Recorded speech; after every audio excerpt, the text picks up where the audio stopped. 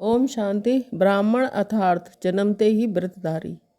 बाबा कहते हैं शिव जयंती व शिवरात्रि दोनों के रहस्य को अच्छी तरह से जान गए हो ना। दोनों ही रहस्य स्वयं भी जान गए हो और दूसरों को भी स्पष्ट सुना सकते हो, क्योंकि बाप की जयंती के साथ आपकी भी है।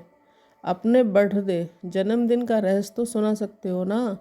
यादगार तो भक्त लोग भी बड़ी भावना से मनाते हैं, लेकिन अंतर ये है कि वह शिवरात्रि पर हर साल व्रत रखते हैं और आप तो पिकनिक करते हो, क्योंकि आप सबने जन्मते ही सदा काल के लिए अर्थात संपूर्ण ब्राह्मण जीवन के लिए एक बार व्रत धारण कर लिया, इसलिए बार बार नहीं करना पड़ता है। उन्हों को हर हाल साल में व्रत रखना पड़ता है। आप सभी ब्राह्मण आत्मा ने जन्म लेते ही ये व्रत ले लिया कि हम सदा बाप के समान संपन्न और संपूर्ण रहेंगे। ये पक्का व्रत लिया है या थोड़ा कच्चा है?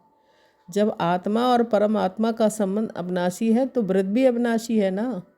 विशेष एक दिन पवित्रता का भी व्रत रखते हैं। एक पवित्रता का व्रत, दूसरा खान पान का व्रत रखते हैं, तीसरा सारा दिन किसी को भी किसी प्रकार का दुख या धोखा नहीं देंगे, ये भी व्रत रखते हैं। लेकिन आप कबीर ब्राह्मण जीवन का व्रत बेहद का है। उन्हों का एक दिन का है पवित्रता का व्रत, तो ब्राह्मण जन्म से ही धारण कर लिया है ना। सिर्फ ब्रह्मचर्य नहीं, लेकिन पांचों ही विकारों पर विजय हो, इसको कहते हैं पवित्रता का व्रत। तो सोचो कि पवित्रता के व्रत में कहाँ तक सफल हुए हैं। जैसे ब्रह्मचर्य अर्थात काम महाशत्रु को जीतने के लिए विशेष अटेंशन में रहते हो, ऐसे ही और भी चार साथी जो काम महाशत्रु के हैं, उनका भी इतना ही अटेंशन रहता है कि उसके लिए छुट्टी है। थोड़ा थोड़ा क्रोध भल कर लो, छुट्टी है नहीं, लेकिन अपने आप को छुट्टी दे देते हो। देखा गया है कि क्रोध के बाल बच्चे जो हैं उनको छुट्टी दे दी है।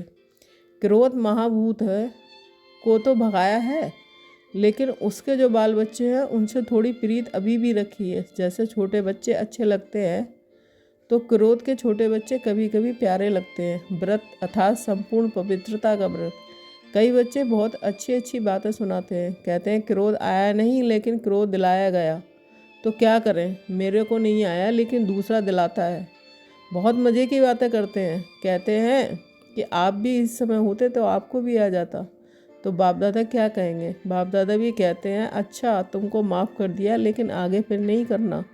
ओम शांति।